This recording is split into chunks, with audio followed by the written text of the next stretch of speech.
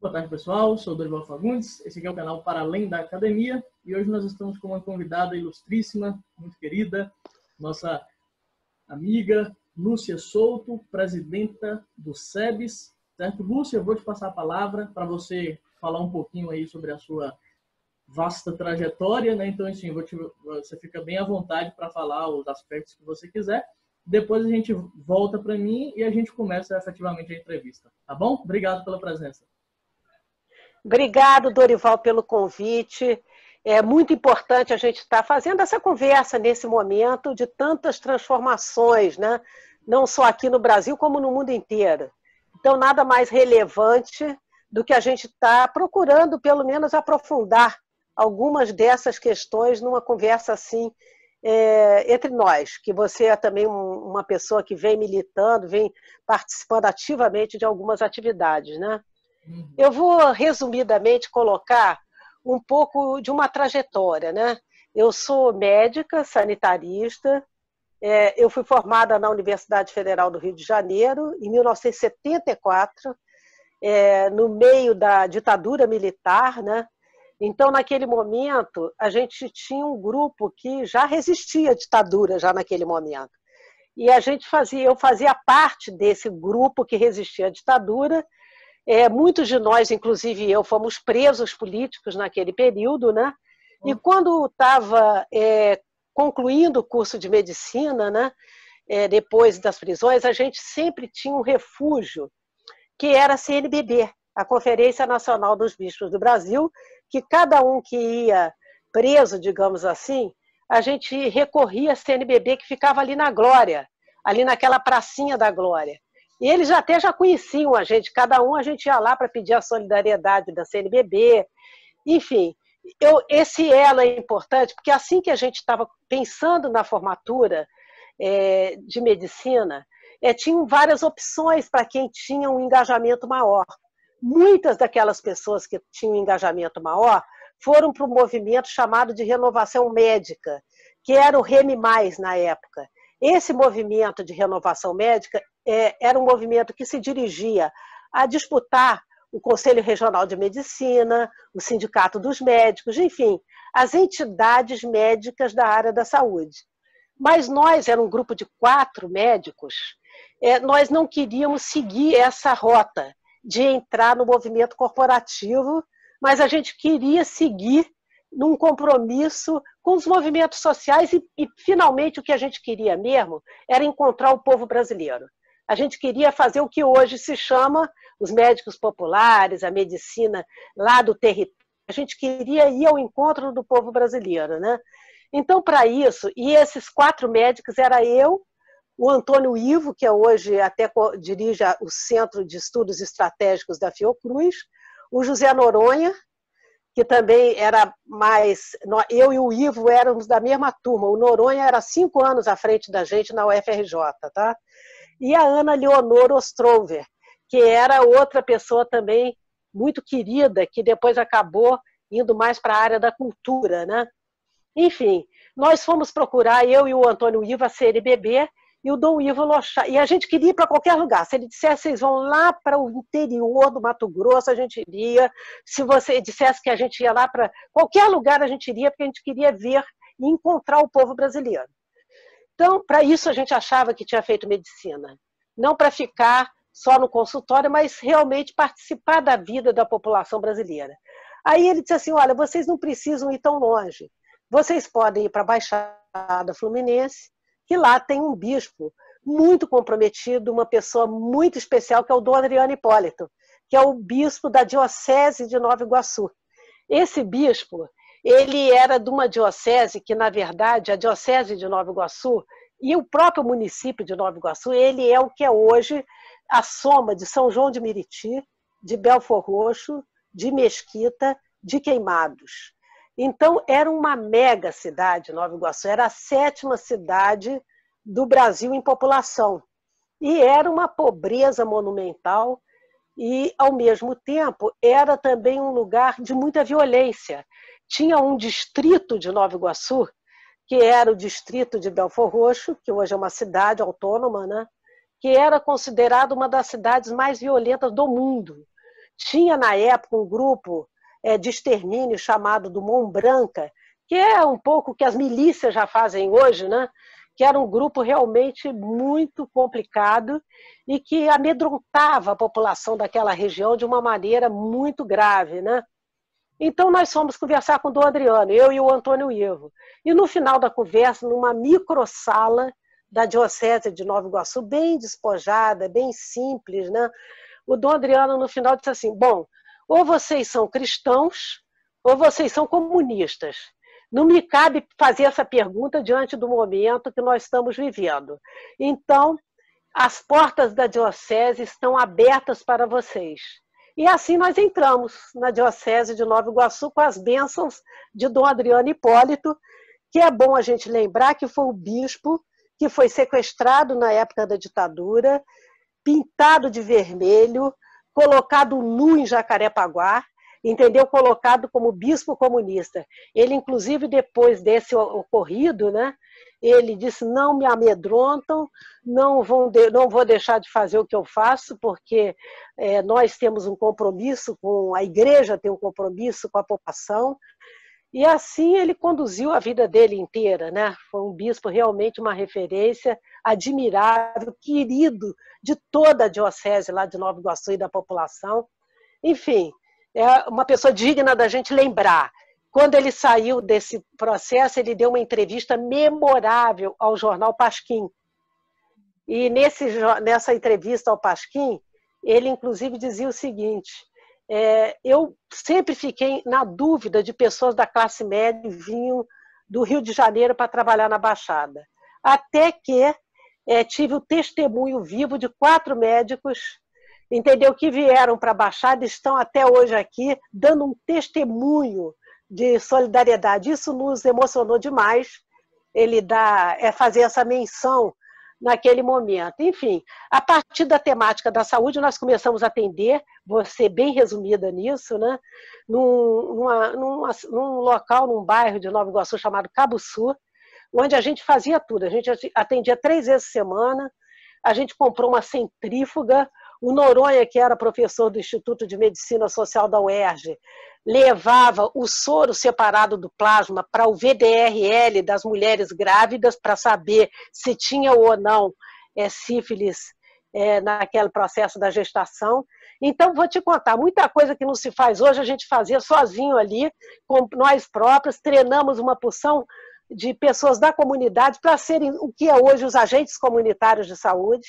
Enfim, trabalhamos muito e começamos a fazer um trabalho de saúde em todas as comunidades eclesiais de base de Nova Iguaçu. A gente dividia o trabalho, visita toda a noite, a gente tinha trabalho literalmente, o Dorival, toda a noite. A gente ia, conversava, até que por fim, no 9º ou 10º encontro de saúde, que a gente fazia mensalmente um encontro de todos esses grupos, era o primeiro encontro de saúde, segundo encontro de saúde, a gente fazia um boletim. Esse boletim rodado no mimeógrafo era relatando aqueles encontros de saúde e a partir da temática da saúde, a gente começou a organizar, porque todo mundo dizia, não, a saúde... A gente perguntava assim, qual é o principal problema de saúde daqui? Por exemplo, num bairro. E aí uma pessoa dizia para a gente, iluminação pública. Aí a gente, nossa, que interessante, iluminação pública. E por quê? Perguntávamos. E a pessoa dizia, porque quando não tem iluminação, a pessoa pode ser assaltada, pode levar um tiro, e isso é um problema de saúde. E aí a gente começa...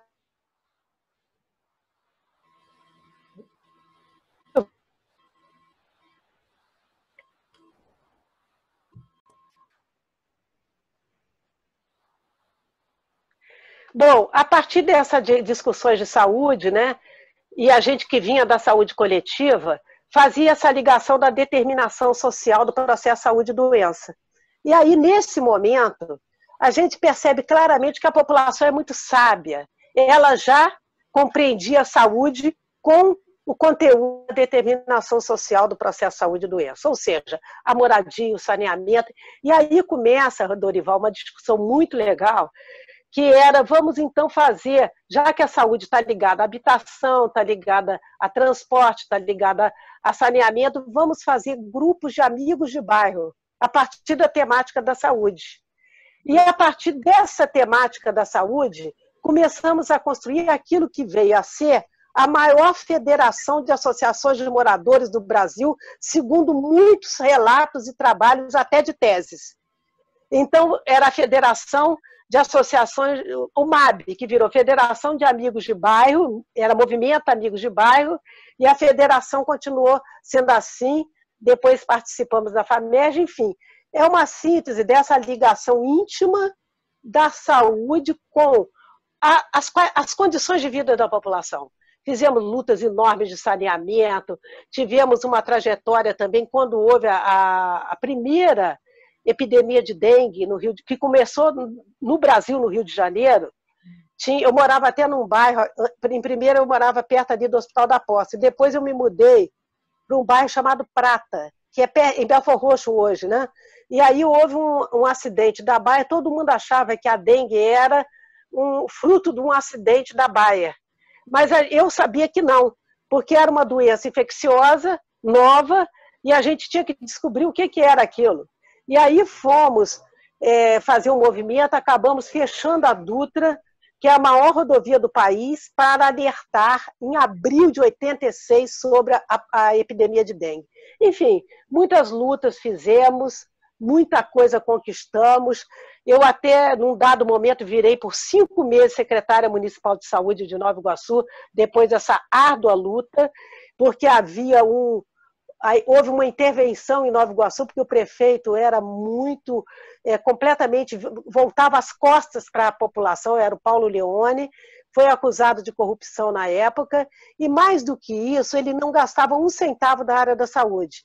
E aí houve a intervenção, entrou o vice-governador na época, que era o Francisco Amaral, que era do MDB autêntico. Ele era um parlamentar bastante comprometido na época, né, mas era nesse período vice-governador, e nos chamou para ser secretária municipal de saúde. Foram 5 meses. Nesses 5 meses, além do projeto da Caritas, que é uma outra coisa que a gente fez, que era na época que houve essa epidemia de dengue, era na presidência do INAMP estava o Ézio Cordeiro, o Aroca era presidente da Fundação Oswaldo Cruz, o Serra era superintendente regional do INAMPS, enfim, haviam pessoas, e o Noronha trabalhava com Ézio Cordeiro. Então havia um alinhamento das pessoas da reforma sanitária nos cargos chaves da área da saúde, o que até viabilizou, entendeu, esse processo também e deu robustez ao processo da luta da reforma sanitária, né? Então, em Nova Iguaçu, a gente conseguiu, como o prefeito era uma nulidade, a gente conseguiu fazer uma volta e conseguiu fazer um convênio do INAMPS com a Caritas Diocesana, Dom Adriano por trás, entendeu? Dom Adriano aceitou esse desafio, só um bispo comprometido aceitaria isso, que era uma coisa completamente nova, e abrimos junto com o INAMPS, que ainda não tinha o SUS, eram as Ações Integradas de Saúde.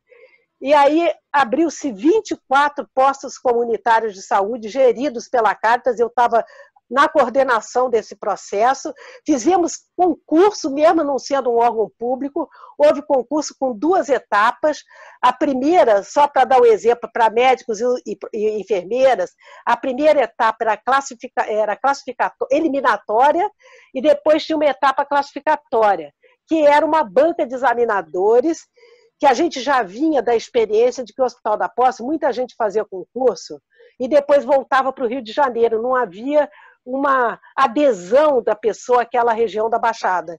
Então, já com essa experiência anterior, o que ocorre? A gente começa a fazer, na banca examinadora, tinham moradores dos bairros onde iriam ser localizadas as unidades de saúde, fruto de uma discussão anterior. E esses moradores, eles estavam lá também para ser uma voz da realidade. Vocês estão aqui para prestar concurso para um lugar que quando chove tem barro, tem lama, tem isso, tem aquilo, é inacessível. Para poder também não dizer, eu não sabia que as condições eram essas de trabalho. Mas também as pessoas tinham uma remuneração adequada, fazíamos avaliações. Isso é uma outra história, mas importante também, de colocar a ligação de uma coisa com a outra, e desse pioneirismo. Também fizemos, quando estava na secretaria, mais 24 postos comunitários de saúde. Tudo que tem na Baixada era um legado desse momento anterior. E era uma coisa com tanta participação, o Dorival, que há pouco tempo atrás, uns 4 anos ou 5 anos atrás, eu voltei lá e fui visitar alguns. As pessoas são um brinco. As pessoas, mesmo às vezes, quando não está funcionando, elas limpam, enceram. É uma coisa maravilhosa. Você vê como aquela coisa pertence, porque foi fruto da luta concreta. As pessoas participaram daquela luta e são, portanto, sujeitos coletivos daquilo. Aquilo aconteceu por causa delas. Então, isso foi muito bacana. Entendeu? Essa experiência, né? E aí depois tem toda uma outra trajetória. Com isso, acabei virando parlamentar em 91, tive 2 mandatos. Enfim, aqui no Rio de Janeiro, eu e o Aroca. O Aroca era uma dobradinha. O Aroca foi deputado federal e eu deputado estadual, né? E aí, estamos aqui hoje, né? Sou também da Fundação Oswaldo Cruz, entendeu? Lá pesquisadora do Departamento de Direitos Humanos e Saúde, que tem companheiros valorosíssimos como a Maria Helena Barros, que foi coordenadora até pouco tempo, agora é o Marcos Besserman. Enfim, uma equipe muito bacana também que compõe lá o DIS, que você até conhece, né? Você e a companheira Vitória, que coordena hoje o núcleo do SEBS do Rio. Então, a trajetória, resumidamente, é um pouco essa, né? Uhum. Maravilha, maravilha, Lúcia. Muito obrigado. Muito bacana. Eu não sabia que a senhora tinha sido parlamentar aqui no Rio, não. Eu sabia do Arouca, mas não sabia que você tinha sido deputada estadual. Fui de 91 até 98. Aí depois acabei virando candidata a governadora para apresentar um projeto. Foi até muito interessante esse momento e essa experiência. Enfim, uma trajetória de muita batalha também, né? Porque a gente acaba tendo muito pé no chão, né? Como diz o povo, a gente está lá com o pé na lama, né? Não é uma coisa assim teórica, é uma coisa de vivência prática, concreta e realmente inestimável, né? Do ponto de vista de uma experiência de vida, né? Algo assim fundamental.